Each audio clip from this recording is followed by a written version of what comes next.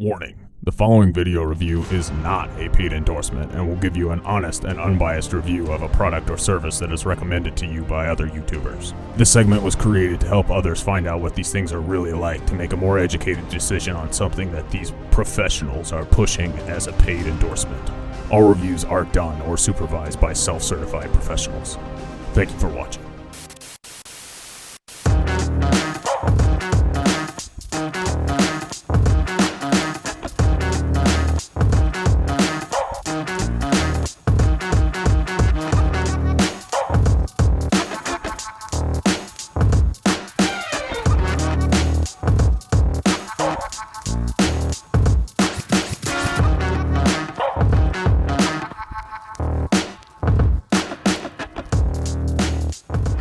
What's going on, everyone, and welcome to another edition of What YouTubers Recommend. And today we're taking a look at this, the Ridge wallet. I've seen hundreds of promotions for this wallet over the years, and it's always piqued my interest. I was always more of a traditional wallet user, using my massive trifold to hold honestly more stuff than I really ever needed. After a while, I switched to something much slimmer, to try and cut down on that massive bulge you get from a trifold in your back pocket. But I knew that something like this wouldn't be robust enough to last a long time, and unfortunately, I was right. This is what led me to trying out the Ridge wallet.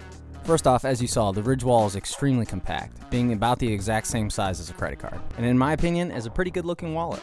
The wallet is RFID shielded, and has two outer aluminum plates that are screwed into another two inner plastic plates, which traps an elastic band between the two of them. This band seals off 3 of the 4 sides, allowing you to only insert cards from one side. I purchased this about a year ago on Amazon, so I feel like I've been able to thoroughly test it out. And overall, I think it's a pretty good wallet, but there are some downsides to it. First off, taking cards in and out isn't exactly as easy as they portray it is.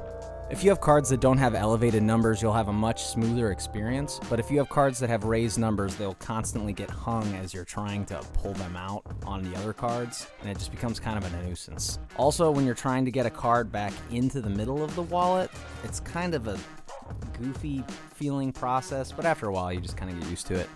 Also, they say it can hold up to 15 cards, but I feel like it gets really tight around 8 or 9. One of the other big gripes I have too is the fact that you have to double fold money so it doesn't stick out from the edges.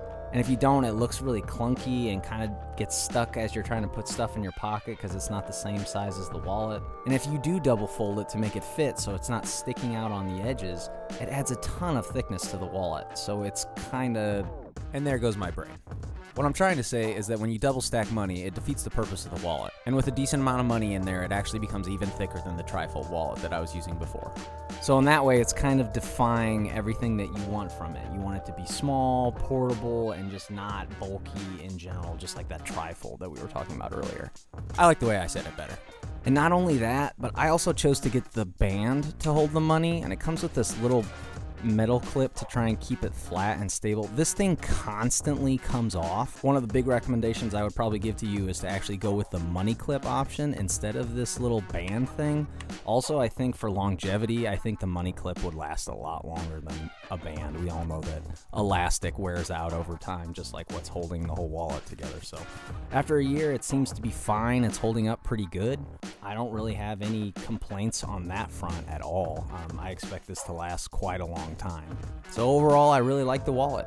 I would recommend it to you if you're looking for something that's minimalistic, that you don't want to put a lot of cards in, and it's definitely held up over the time that I've had it so far. But it definitely has some major downfalls that could push people to shop somewhere else, especially with some of these being so highly priced. The one that I got was $95, and I still thought that was a little expensive, but I'm kind of a cheap ass.